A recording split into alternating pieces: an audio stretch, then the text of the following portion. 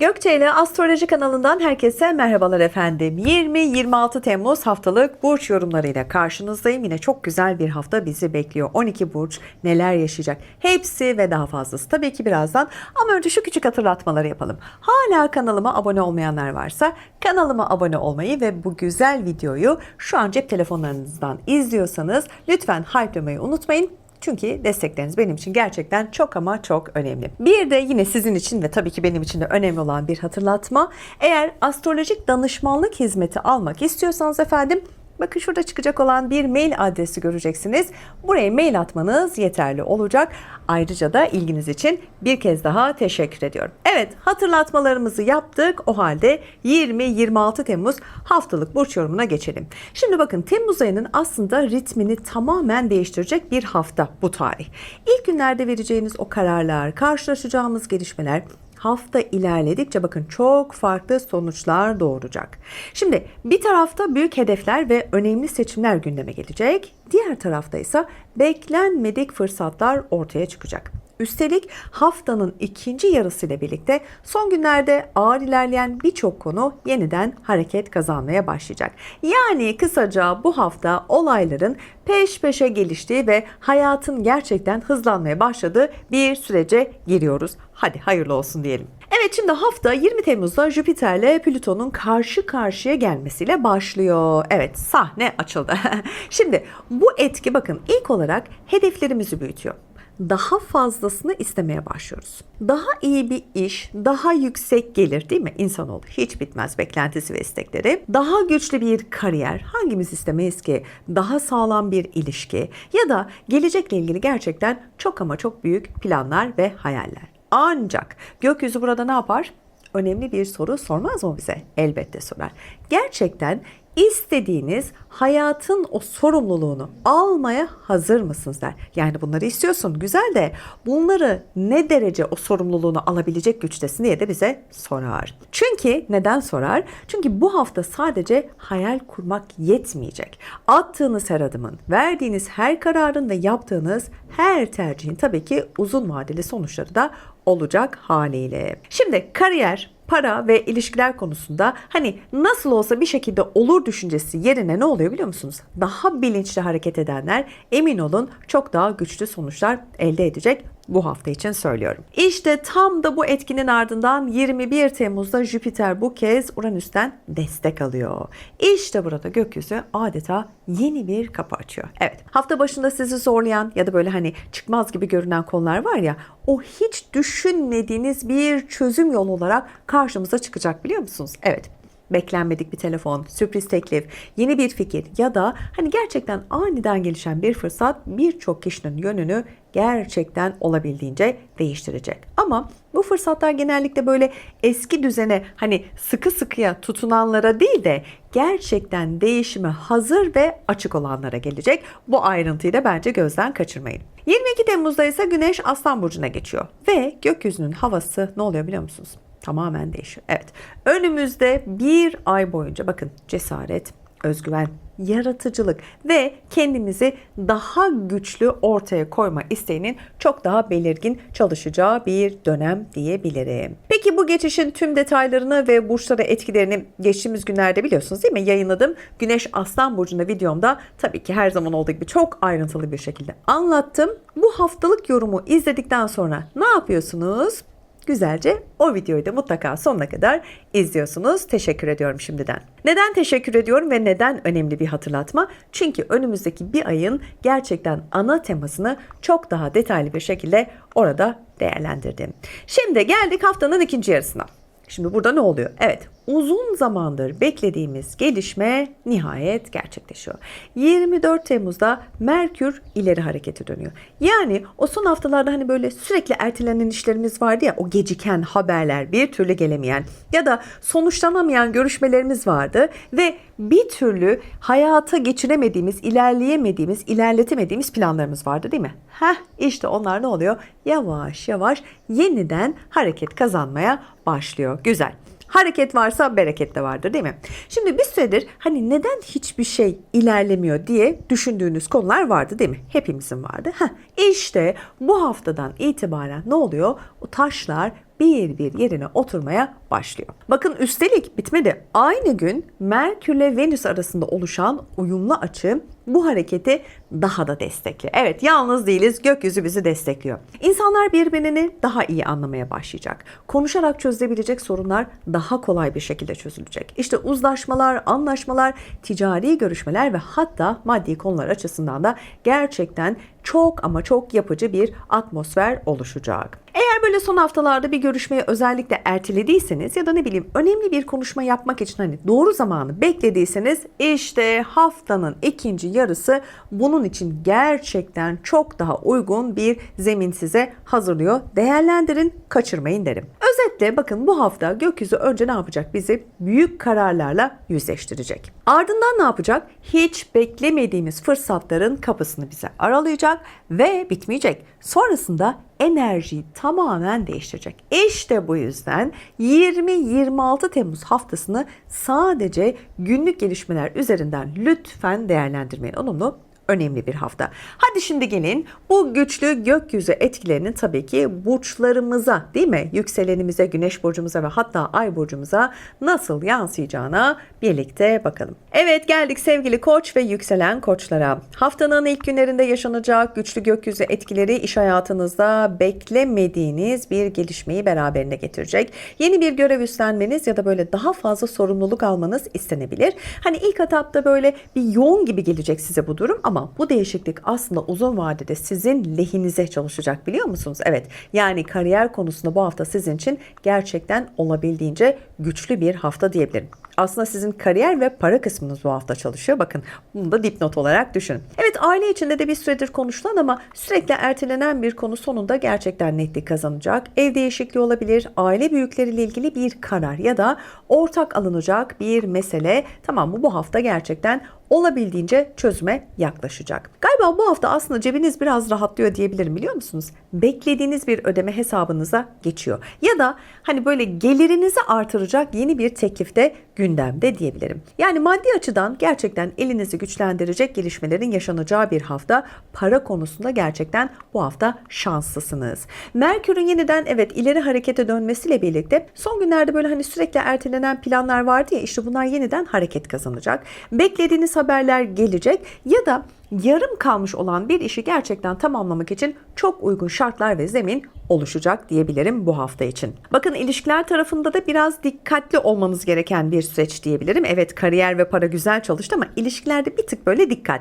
Çünkü Jüpiter-Plüton karşıtlığının etkisiyle bu hafta böyle ilişkiler konusunda hani çok fazla böyle destek göreceğiniz bir zaman dilimi değil. Yani ilişkisi olan koçlar için hani aynı konuda ısrarcı davranırsanız gereksiz tartışmalar yaşanacağını hemen söylemem lazım.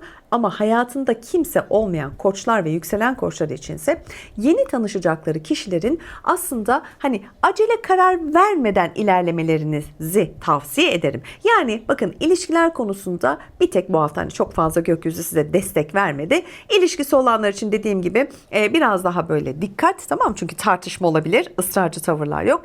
İlişkisi olmayanlar için de acele karar vermiyoruz. Anlaştık mı? Peki. Şimdi geldik boğa ve yükselen boğalara. Bakın sizin aslında bu hafta şöyle genelinize baktığım zaman biraz aile ve ilişkiler konusunun ön plana çıktığını görebiliyorum. Peki bu konularda neler bekliyor sizi? Şimdi para tarafında bu hafta biraz böyle frene basmanız gerekiyor. Ya her zaman basın da ama bu hafta biraz fazla basın, olur mu?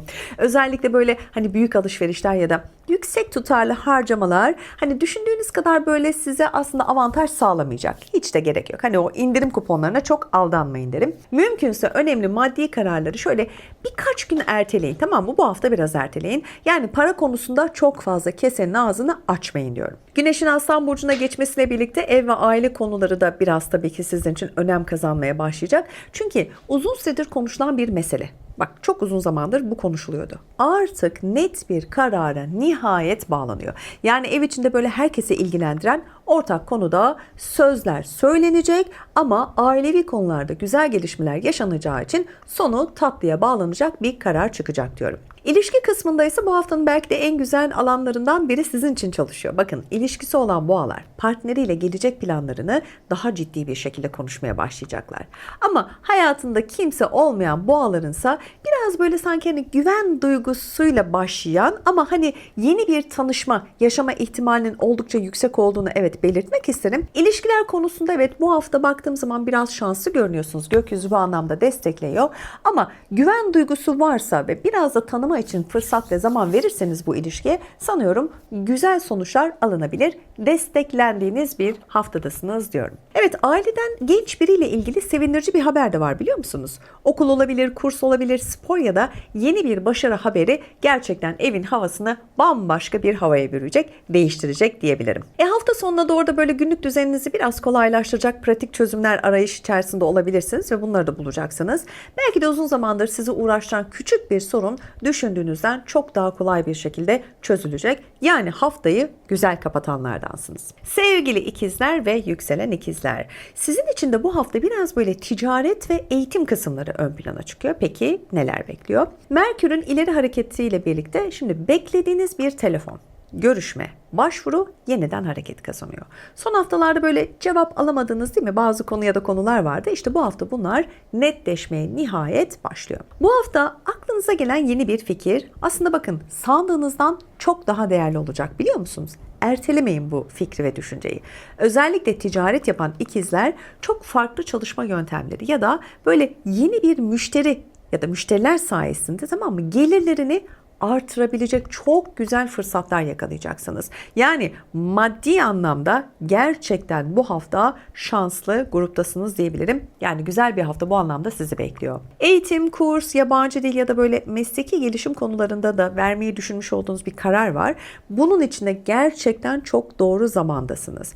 Yani başlayacağınız bir eğitim programı varsa önümüzdeki dönemde size gerçekten güzel kapılar da açabilecek. Bence değerlendirin derim. Sağlık tarafındaysa biraz temponuzu düşürmenizi tavsiye ediyorum. Özellikle uykusuzluk, böyle zihinsel yorgunluk ya da hani o yoğun çalışma temposu vardır ya, hafta sonuna doğru böyle kendini birazcık hissettirebilir.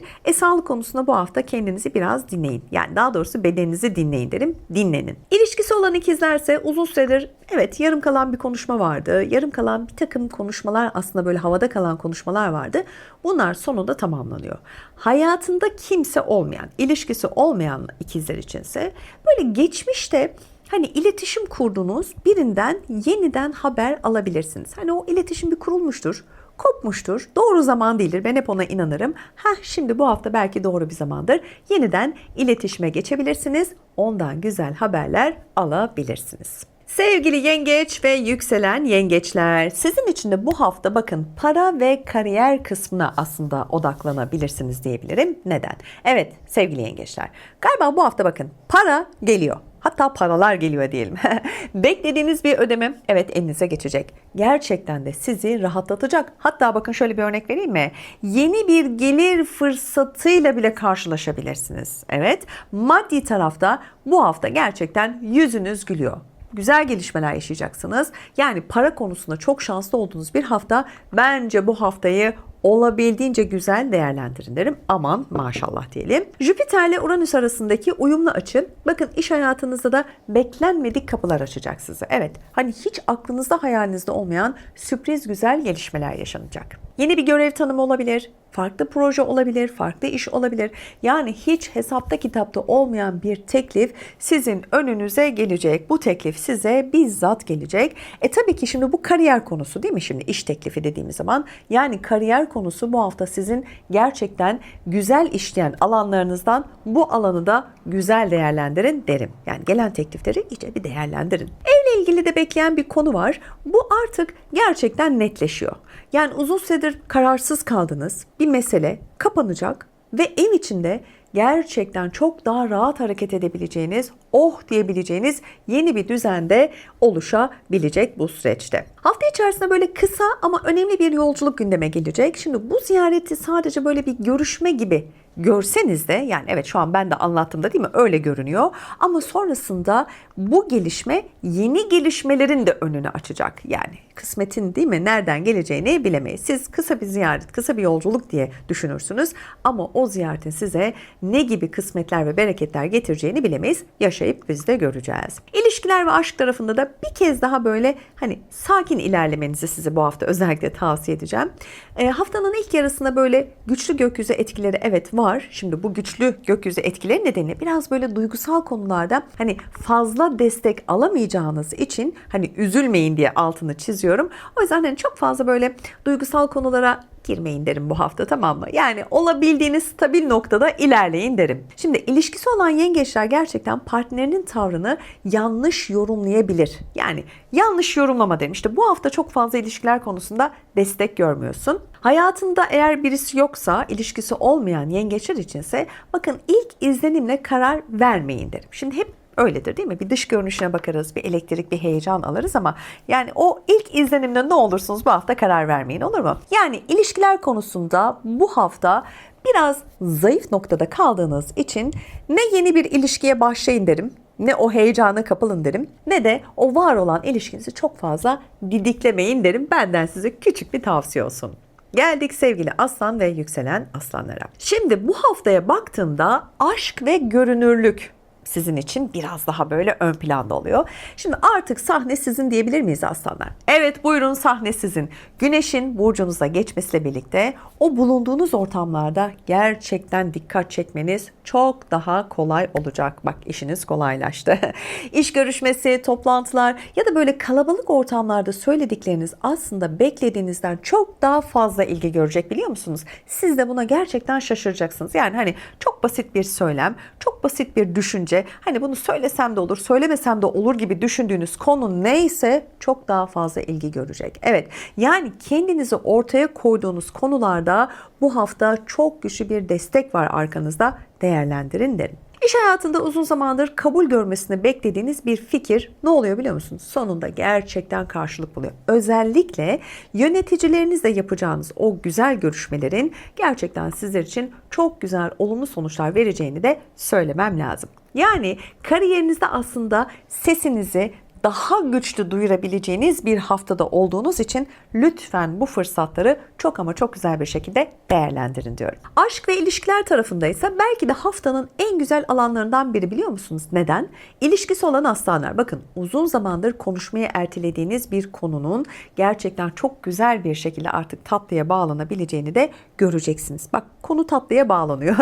Hayatında kimse olmayan aslanlarsa yani böyle yeni tanışacakları biriyle kısa sürede bakın çok güçlü bir yakınlık kurma ihtimaliniz oldukça yüksek. Yani ilişkiler konusunda bu hafta gerçekten güzel bir hafta olacak sizin için. Değerlendirin dedim. Genelde şimdi bu tarz şeyler nereden gelir? Ortak arkadaşlar aracılığıyla gelir ya da girebileceğiniz sosyal ortamlar aracılığıyla, dediğim gibi böyle tanışacağınız yeni kişiyle böyle kısa sürede güçlü bir yakınlık kurma ihtimaliniz de oldukça yüksek. Evet, bu hafta hobiniz ya da ne bileyim böyle kendinizce yeteneğiniz sayesinde de yeni bir kazanç kapısının açılacağını da göreceksiniz. Aslında daha önce böyle hani keyif için yapmıştınız bunu. Hani hiç bu anlamda düşünmediniz ama bu bir gelire dönüşebilir, biliyor musunuz? Lütfen bu fırsat gelecek ayağınıza, değerlendirin derim. Sadece ortak yürüttüğünüz işlerde biraz dikkatli olun, olur mu? Jüpiter-Plüton karşıtı herkesin evet kendi fikrini kabul ettirmek biliyorsunuz istemesine neden olacağı için siz de ortak karar alınması gereken konularda yani birazcık böyle uzaklaşmak evet kolay olmayacağı için şimdi bu durumda biraz dengede kalmanız gerekecek. Yani özellikle bakın ortak karar alınması gereken konularda uzak kalamayacaksınız. Haliyle o olayın içinde olmak zorundasınız. Karar vermek zorundasınız. Bu kısımda biraz böyle bir sıkıntı yaşanabilir. Artık o doğru kararı da siz vereceksiniz. Sevgili Başak ve yükselen Başaklar. Şimdi Başaklar, üzerinizdeki maddi yük biraz hafiflemeye başlayacak çok şükür. Hani böyle krediler, alacak, verecek değil mi? Miras, nafaka ya da ne bileyim hani ortak para konularından gerçekten o hangisi olursa artık hani o istediğiniz yönde ilerleyebileceğini söyleyebilirim. İşte kredi konusudur, istediğiniz yönde ilerleyecek. İşte alacak, verecektir, istediğiniz yönde ilerleyecek. Maddi yükünüzü gerçekten hafifletecek güzel gelişmeler yaşanacak bu hafta. Şimdi günlük çalışma düzeninizde de böyle küçük küçük plan değişiklikleri yapmak istiyorsunuz ve bunları da yaşayacaksınız. Özellikle hani son dakika gelen işler bütün o zorlamanızı yeniden düzenlemenize neden olacak. Yani şey diyeceksiniz, ya ben ne güzel bir plan değişikliği yapmıştım. Şimdi bunu da tıkır tıkır tıkır tıkır işleyecekti planım diye düşüneceksiniz. Ama o son dakika gelen işler bütün o programınızı maalesef yeniden düzenlemenize neden olacak. Hiç sıkıntı yok. Büyük kararlar almak yerine ne yapın? Mevcut işleri tamamlamaya odaklanın derim ben. Çünkü bu sizin için daha güzel ve daha doğru olacak. Yani iş düzeni konusunda bu hafta evet fazla destek olmasa da biraz yorulacak gibi görünseniz de ama planlı programlı gittiğiniz takdirde gerçekten işler aksamayacak. Şimdi ilişkiler kısmında evet güzel gelişmeler var. Şimdi bakın, ilişkisi olan Başaklar, partnerinizden beklediğiniz desteği görüyorsunuz. Evet, görüyorsunuz. Hayatınızda böyle kimse yoksa da, bu Başaklar için söylüyorum tabii ki, hani güven veren biriyle tanışma ihtimaliniz de oldukça yüksek. Ya da şöyle de diyebiliriz. Hani uzun süredir iletişimde olduğunuz biri var ya, işte o kişiyle artık ilişkiyi farklı bir noktaya taşıyabileceksiniz. Yani her halükarda dediğim gibi ilişkisi olmayan Başaklar için de bir güven ortamında gelebilecek tanışacakları kişi gerçekten ilişkiyi farklı bir noktaya taşıma şansınız oldukça yüksek görünüyor. Şimdi Merkür'ün yeniden ileri harekete dönmesiyle birlikte bekleyen resmi işlemler, başvurular, evrak süreçlerinin de yeniden hareket kazanacağını da bir şöyle altını çizerek söylemem lazım. Yani o sonuç beklediğiniz konu ya da konular neyse bu hafta bu konularla ilgili güzel bir ilerleme kaydedeceksiniz. Uzun süredir sizi uğraştıran bir işin de aslında bakın bu da çok önemli, çok daha pratik bir hale getirecek yeni bir çözüm bulacaksınız. Yani bu çözümü daha önce niye düşünmedim diye de kendinize kızacaksınız. Özellikle teknolojik bir destek ya da farklı bir çalışma yöntemi işinizi gerçekten ciddi anlamda kolaylaştıracak diyorum. Evet, güzel bir hafta olsun sizin için de. Evet, geldik sevgili terazi ve yükselen terazilere. Bakın sizin de bu hafta aslında öne çıkan başlıklarınız ilişkiler ve sosyal çevre yönünde olacak. Şimdi teraziler, bakın bu hafta yeni insanlarla tanışmanız gerçekten sizin düşündüğünüzden çok daha fazla şey kazandıracak, biliyor musunuz? Hani ne var canım ya, insan tanımakta gibi düşünebilirsiniz ya da yeni insanlarla tanışmak gibi. İşte işin aslı öyle değil. Katılacağınız davetler, toplantılar, işte sosyal ortamlar gerçekten size güzel yeni fırsatların kapısını çok güzel bir şekilde aralayacak. Maddi tarafta da biraz daha böyle kontrollü olmanızı isteyeceğim bu hafta. Özellikle hani böyle hepimizde vardır o. Anlık heveslerle yapılacak o harcamalar var ya, işte sonradan biraz pişmanlık yaratacak sizde. Dolayısıyla da büyük alışverişler için ne diyorum biliyor musunuz? Bence bu dönem bu hafta çok da fazla uygun değil. Yani ihtiyacınız ölçüsünde yapın, olur mu? Hani çok fazla büyük alışverişler kısmına bence girmeyin. Biraz ertelemeniz daha faydalı ve güzel olacak. Çünkü para konusunda bu hafta biraz dikkatli ve temkinli olun derim. Şimdi ilişkisi olan teraziler, bakın gelecek planlarınızı partnerinizle böyle çok ciddi bir şekilde konuşacaksınız. Yani var olan bir ilişkiniz var, bu nişan, söz boyutuna gelebilir, aileler tanışabilir, hatta artık tek taş alınıp evlilik noktasına bile gelebilir. Ciddi ciddi konuşmalar var.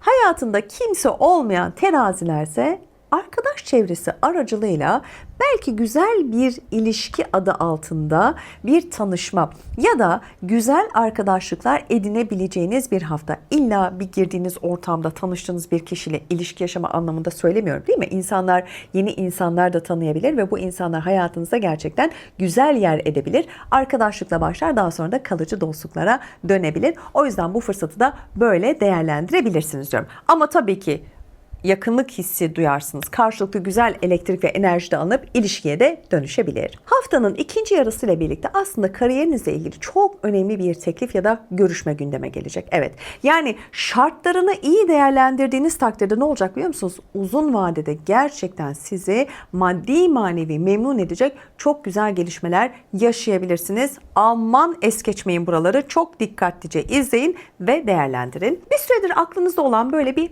hedefi tamamen değiştirebilirsiniz, biliyor musunuz? Evet, ilk bakışta böyle çok ani bir karar gibi görünecek size ama önünüzdeki dönemde bunun çok doğru bir seçim olduğunu çok daha net bir şekilde göreceksiniz. Yani o aklınızda olan hedefi tamamen değiştirecek o fikri ben de çok merak ediyorum. Ne olur yorumlar kısmında buluşalım, olur mu? Evet, geldik sevgili akrep ve yükselen akreplere. Sizin için de bu hafta biraz kariyer ve para kısmının ön plana çıktığını görüyorum. Peki detaylar ne söylüyor bize? Şimdi akrepler bu hafta bakın iş hayatında dikkatler üzerinizde olacak. Bak, gözler üzerinize çevriliyor bir kere. Yani size verilecek yeni görevler, önemli sorumluluklar, değil mi? Bulunduğunuz yerdeki konumunuzun çok daha güçlendirilebilecek pozisyonlar olabileceğini söylemem lazım.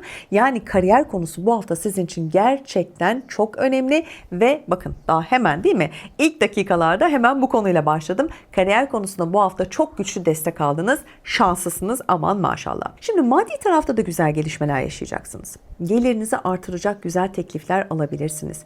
Beklediğiniz ödemelerin elinize güzel bir şekilde geçtiğini göreceksiniz. Hatta iş kaynaklı kazançlarda bakın yüzünüzün güleceğini de nihayet söyleyebilirim.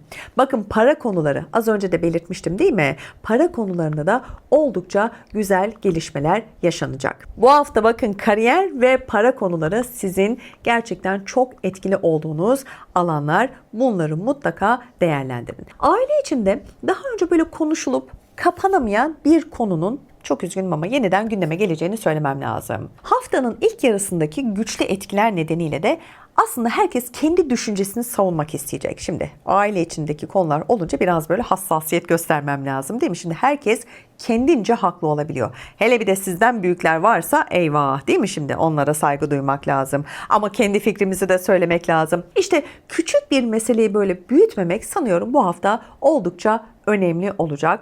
Bu görevi siz üstlenin, küçükseniz, değil mi? Yani ailede küçükseniz ve bir söz hakkı size de verildiği zaman bence konuyu çok fazla uzatmayalım deyip büyütmeden tatlıya bağlayabilirsiniz. Yani ailevi konular evet bu hafta biraz sizin için hassas çalışacak ve dikkat gerektirecek. Şimdi ilişkilere bakalım. Evet akrepler, gelecek planlarıyla ilgili gerçekten çok önemli konuşmalar yapacaksınız. Bakın evlilik ne kadar önemli, değil mi? Bir taşınma, bir yer değişikliği, bir ortak yaşamla ilgili gerçekten alınacak kararlar var ve bu kararlar ilişkinizi bakın çok daha ciddi bir noktaya taşıyacak.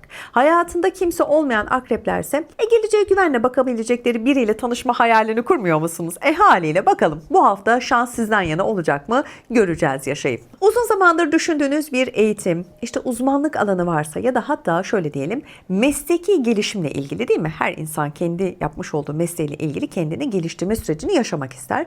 Evet, mesleki gelişim kararı bu hafta gerçekten sizin gündeminizde olacak ve bu konuyla ilgili ne düşünüyorsanız da netleşecek. Yani kendinize yapacağınız bu yatırımın aslında karşılığını çok ama çok uzun vadede fazlasıyla alacaksınız diyorum. Yani bundan da geri adım atmayın. Kendinize yatırım yapmak kadar güzel bir şey var mı, değil mi? Bence değerlendirin. Çünkü bu hafta destekleniyorsunuz. Sevgili yay ve yükselen yaylar, eğitim ve ilişkiler kısmının aslında sizin için olabildiğince ön plana çıktığı bir hafta diyebilirim. Şimdi bu hafta evet en güzel haberler galiba sizin eğitim ve gelecek planları tarafından gelecek. Evet sevgili yaylar, vallahi bravo, güzel. Özellikle bakın Jüpiter'in destekleyici etkisiyle eğitim, yurt dışı, hukuki süreçler ya da kişisel gelişiminizle ilgili beklediğiniz bir konuda gerçekten çok güzel adım demiyorum bakın adımlar atacaksınız. Kendinize yapacağınız aslında yatırımın karşılığı, değil mi? Hiçbir şeyle ölçülemez. Ne maddi ne manevi. Evet, bunun güzel getirilerini zaten hem şimdi hem de uzun vadede göreceğiniz için vallahi ne diyeyim, şanslısınız. Değerlendirin bu kısımları. İlişkiler tarafı da aslında yüzünüzü güldürecek diyebilirim bu hafta. Şimdi ilişkisi olan yaylar, partnerinizle gerçekten güzel konuşmalar yapacaksınız. Şimdi bu güzel konuşmalar dediğim zaman şimdi evet ilişkisi gerçekten belli bir noktaya gelmiş yaylar için ne olur? Artık o ilişki bir tık sonrası evlilik aşamasına gelir değil mi? Ya da ne bileyim gerçekten böyle bir flörtlük aşaması, arkadaşlık aşaması ciddi noktalara doğru taşınabilir. Yani herkesin yaşamış olduğu ilişkinin evresi tabii ki farklı farklı olacağı için hani böyle değerlendirsek daha doğru olur. Gelecek planları. Her konuda gelecek konusunda, gelecek planları konusunda gerçekten karşılıklı güzel konuşmalar yapacaksınız. Yani hayatınızda aslında şöyle radikal kararlar bile alabilirsiniz diyebilirim. Peki hayatında kimse olmayan yaylar ne yapacak? Aynı hayata baktıkları biriyle tanışma ihtimaliniz olabildiğince yüksek diyorum. Evet, güzel. Siz de bu fırsatı eğer karşınıza çıkan biri varsa bu anlamda aynı hayata bakabiliyorsanız, yani aynı pencereden bakabiliyorsanız ne mutlu. Böyle insanla tanışabileceksiniz diyelim. Uzun zamandır planladığınız bir seyahat vardı. Evet, bu seyahatte sonunda gerçekten gerçekleşecek, netleşecek ve bunu gerçekleştirip hop uçup gideceksiniz. Özellikle şehir dışı, yurt dışı bağlantılar tabii ki bu programın yeniden gündeminde olacağı için, bu haftanın da gündeminde olacağı için sizin de haliyle gündeminizde olacak. Sadece bakın günlük işlerde biraz sabırlı olun derim. Bu kısımlarda herhangi bir sıkıntı yok. Bakın neden?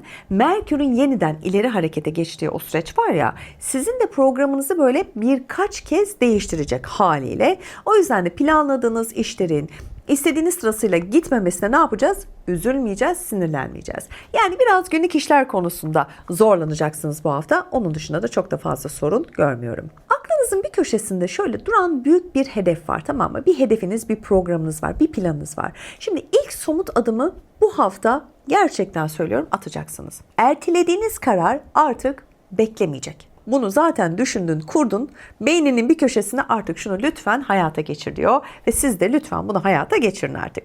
Güzel bir hafta olsun. Sevgili Oğlak ve yükselen Oğlaklar. Para ve ortak kazançlar var sizin gündeminizde bu hafta. Oğlaklar sonunda bakın emek vermiş olduğunuz konuların karşılığını çok güzel bir şekilde nihayet bu hafta alıyorsunuz. Özellikle maddi tarafta sizi gerçekten rahatlatacak çok güzel gelişmelerin ardı ardına geleceğini şöyle hemen ilk başta bir söyleyeyim. Ben de rahatlayayım, siz de biraz rahatlayın. Beklediğiniz ödeme, yeni bir kazanç fırsatı moralinizi yükseltmez mi? Ay hangimizin yükseltmez? Tabii ki gelsin, bereketiyle, kısmetiyle gelsin. Yani bakın para konusunda gerçekten çok güzel gelişmeler yaşayacağınız bir hafta sizi bekliyor. Tadını çıkarın. Ne dedim zaten? Para ve ortak kazançlar kısmında bu hafta çok şanslısınız. Şimdi ortak para dedik. Evet, bununla da ilgili değil mi bir şeyler söyleyeyim. Şimdi ortak para yani nedir? İşte yatırımlar değil mi? Kredi olur ya da alacak verecek konularıdır. İşte bunlarda da çok güzel gelişmeler var. Yani sonucu uzayan bir maddi konu istediğiniz yönde gayet güzel bir şekilde ilerleyecek ve sonucunu alacaksınız. Ortak kazançlar konusunda da gerçekten her zaman değil mi böyle olmaz. Sıkıntılar olur. Neticede ortaklı olan işte her zaman sorun olur. Bakın bu hafta şanslısınız. Gerçekten çok güzel bir destek var gökyüzü tarafından. Aşk ve ilişkiler şimdi bu hafta biraz dikkatli olun derim. Neden? Şimdi Jüpiter-Plüton karşıtının etkisiyle beklentiler biraz böyle kolay ortak noktada buluşamayacak. Sizin için böyle çalışacak bu hafta. O zaman da ne olacak? Şimdi ilişkisi olan oğlaklar gelecek planları konusunda fikir ayrılığı yaşayacaksınız. Yani sizin fikriniz karşı taraf için çok saçma gelebilir, ertelenebilir, önemsiz kalabilir ya da aynı şekilde partnerinizin düşünceleri sizin bakış açınızda kaldığında çok da fazla böyle bir ortak nokta bulunamayabilir. Şimdi hayatında kimse olmayan oğlaklar içinse nasıl bir sıkıntı var? Şimdi yeni tanışacağınız kişiyi ne yapacaksınız biliyor musunuz? Böyle hemen aşık oldum, aman gemileri yaktım, nişan, yüzük, söz, evlilik teklifi gibi bir şeyle yaklaşmayacaksınız. Biraz böyle zamana bırakmanız gerektiğini düşüneceksiniz ki en doğrusunu yapacaksınız. Çünkü ilişkiler konusu bu hafta sizi aslında en çok zorlayacak kısım olarak görünüyor. Dolayısıyla da burada akıllı davranan kazanacak. Biraz zamana yaymakta fayda var. Şimdi gayrimenkul, arsa ya da böyle ev alım satımlarıyla da ilgili gerçekten önemli görüşmeler yapacaksınız. Önemli fırsatlar var. Uzun zamandır beklediğiniz bir teklifin yeniden masaya gelebileceğini de bu hafta çok net söyleyebilirim. Ve haftanın sonuna doğru kariyerinizle ilgili yeni bir teklif ya da farklı bir görev gündeme gelebilir. Şimdi ilk anda tabii ki beklenmediği için siz ne yapacaksınız haliyle böyle bir kararsız kalacaksınız. Aslında hiç bu ilk anda beklenmedik görünse de bu teklifi uzun vadede lütfen sizi memnun edebilecek bir gelişme olarak düşünün ve bunu bence kayda alın derim. Her zaman böyle fırsatlar değil mi? Kolay kolay gelmez. Sizin için de güzel bir hafta. Sadece ilişkiler konusunda bir tık daha dikkatli olun diyorum. Geldik sevgili kova ve yükselen kovalara. Bakın sizin bu hafta özellikle ilişkiler ve ortaklıklar konusunda şans sizden yana mı yoksa sıkıntı mı bilmiyorum. Hadi gelin bakalım şimdi detaylara. Kovalar bu hafta tek başınıza değil de gerçekten doğru insanlarla, güvendiğiniz insanlarla, böyle hani sırtınızı dağ gibi yaslayacağınız insanlarla birlikte hareket ederseniz kazanabileceğiniz bir hafta olduğunu söylemem lazım. Yeni bir ortaklık, işbirlikleri, işte önemli tanışma aslında düşündüğünüzden çok daha değerli bir hale gelecek, biliyor musunuz? İşte ortaklıklar konusunda neden bu hafta desteklendiğinizi herhalde bu şekilde güzelce özetlemiş oldum. Evet, güzel bir hafta sizin için. Şimdi gelelim kariyer kısmına. Şimdi burada lütfen acele etmeyin. Neden? Beklediğiniz bir gelişme, istediğiniz hızda evet olmayacak. Ya da şöyle düşünün, son anda küçük bir değişiklik yapılıp bu teklif size yapılmayabilir. Ne olacak? Hayata mı küseceksiniz? Yani o haftayı evden dışarı çıkmadan mı geçireceksiniz? Olmaz. Yani büyük kararlar için sanıyorum biraz böyle zamana bırakmak çok daha doğru olacak. Yani hani bu büyük kararlar için birkaç gün daha beklemek sizin için aslında çok doğru olacak. Bu hafta o hafta değil. Yapacağınız bir pazarlık ya da böyle anlaşma maddi açıdan aslında size küçük de olsa bir avantaj sağlayacak. Özellikle alım satım yapan ya da böyle hani ticaretle uğraşan kovalar varsa bakın burada da güzel, hani küçük gibi görünse de güzel fırsatlar geçecek elinize, değerlendirin derim. Merkür'ün tabii ki yeniden o ileri hareketi var ya, her burç için söyledik. Sizin için de şimdi ileri harekete dönmesiyle birlikte neler olacağını da söyleyeyim. Şimdi beklediğiniz bir telefon, bir haber evet gelecek. Yakın çevrenizden alacağınız bir bilgi ne olacak biliyor musunuz? Planlarınızı tamamen değiştirecek. Yani sizin planınız neydi? Bu telefon ve bu haber geldiği zaman bambaşka bir hale bürünecek, ondan eser kalmayacak. Demek ki sizin için hayırlı olan bu diye düşünmek lazım. Şimdi ilişkiler tarafında da haftanın belki de en güçlü alanlarından biri yine çalışıyor sizin için. İlişkisi olan kovalar bakın. Güven duygusunu artıracak çok güzel bir gelişme yaşayacaksınız. Hayatında kimse olmayan kovalarsa biraz böyle hani kısa sürede güçlü bağ kurabilecekleri biriyle tanışacaklar. Biraz böyle bir galyana mı geleceksiniz? Biraz böyle bir heyecan mı yapacaksınız? Yani evet, ilişkiler konusunda oldukça güzel bir hafta olduğunu belirttim. Ama siz yine de ne olur hani çok fazla böyle kapılmayın diyorum. Evet, her ne kadar desteklenseniz de mantıklı ve güzel adımlar atmak sizin için çok daha faydalı olacak derim. Evet, geldik son burcumuza, balık ve yükselen balıklara. Sizin de iş ve para konusunda bu hafta öne çıkan konularınız olduğunu söyleyebilirim. Şimdi balıklar bu hafta emek vererek kazanan taraftasınız. Evet, çalışma düzeninizde yapacağınız o küçücük değişiklikler bile işlerin ne kadar rahat ilerleyebileceğini size gösterecek. O yüzden diyorum yani o küçük detayları lütfen atlamayın. Size kolaylıklar sağlayabilir. Hani o küçücük şeyler değil mi, mutlu edebilir. Üzerinizdeki yükün evet bakın bu sayede azaldığını da hissetmeye başlayacaksınız ve bu da sizi haliyle olabildiğince mutlu edecek. Maddi tarafta da güzel gelişmeler var. Evet, yeni bir müşteri, ek gelirler, beklediğiniz ödemeler yüzünüzü çok şükür güldürecek. Şimdi bu hafta aslında emeğinizin karşılığını alma konusunda bakın gerçekten desteklendiğiniz bir hafta olduğu için ben de altını çiziyorum. Gerçekten şanslı bir hafta, güzel bir şekilde değerlendirin derim. Yüzünüzün gülmesini istiyorsanız değerlendirin tabii ki. Aile içinde de sevindirici haberler var. Şimdi mesela kutlama gerektirecek güzel gelişmeler yaşanabilir. Ya da aile bireylerinden biriyle ilgili gerçekten çok mutlu haberler. Bakın evin havasını bambaşka bir havaya büründürecek. Çocuğunuzun üniversiteyi kazandığı haberini alabilirsiniz. Tabii ki bu sadece sizin için değil mi? Aile bireyleriyle de aile üyeleriyle de paylaştığınızda çok büyük sevinç kaynağı yaşayacaktır. Belki ne zamandan beri anne olmayı hayal ediyorsunuz, anne olacaksınız. İşte bu gibi güzel gelişmeler yaşanabilecek sizin için önemli bir hafta diyorum. Evin havası değişecek. Yorumlar kısmında da bekliyorum. Yakın çevrenizde de ilgili planlarda ise böyle küçük aksaklıklar yaşanacak. Şimdi haftanın ilk yarısındaki yoğun etkiler nedeniyle o planladığınız buluşmalar ertelenecek. Ya da böyle hani bir son dakika değişikliği yaşayıp planlarınızı atıyorum işte başka bir haftaya ya da başka bir aya atabilirsiniz, erteleyebilirsiniz. Yani yakın çevrenizle ilgili konular evet bu hafta biraz sizi sanki zorlayacak gibi. Ama bunu sadece yakın çevre olarak düşünmeyin. Eş, dost, akraba, tamam mı? Eş, iş arkadaşları, yakın dostluklar her anlamda bir tık böyle zorlanabilirsiniz. İlişki kısmına bakalım şimdi. İlişki ve aşk değil mi? Bu da önemli. Şimdi sevgili balıklar, eğer uzun zamandır, bakın ilişkisi olan balıklar için söylüyorum. Uzun zamandır konuşamadığınız konularınız varsa, hep ertelediyseniz bunları, bakın bunlar sonunda açıklığa kavuşacak. Yani bu hafta onlar netlik kazanacak. Tamam? Hayatınızda kimse yoksa, geçmişte böyle iletişim kurmuş olduğunuz birinden yeniden böyle küçücük de olsa bir haber gelecek. Bu bir mesaj olabilir, bir telefon olabilir ya da birilerinin aracılığıyla size gelebilir. Bu gelişme aslında sizin duygusal hayatınızda yeni bir sayfa açacak diyebilirim. Böyle bir heyecanlanacaksınız. Çünkü uzun zamandır değil mi iletişiminiz yoktu. Yeniden sizi harekete geçirebilir. Eğer gerçekten ne kadar da eski olsa yeniden bir şans vermek ve fırsat vermek istiyorsanız, evet, bu hafta sizin için olabildiğince uygun bir hafta, değerlendirebilirsiniz diyorum. Evet, haftayı yorumladık. Ana tablo ve 12 burcu neler bekliyor? Her zaman olduğu gibi çok detaylı bir şekilde sizlere yorumlamaya çalıştım. Her zaman olduğu gibi yorumlar kısmında o güzel yorumlarınızı bekliyorum. Yeni haftada yeni yorumlarla görüşmek üzere efendim. Hoşçakalın.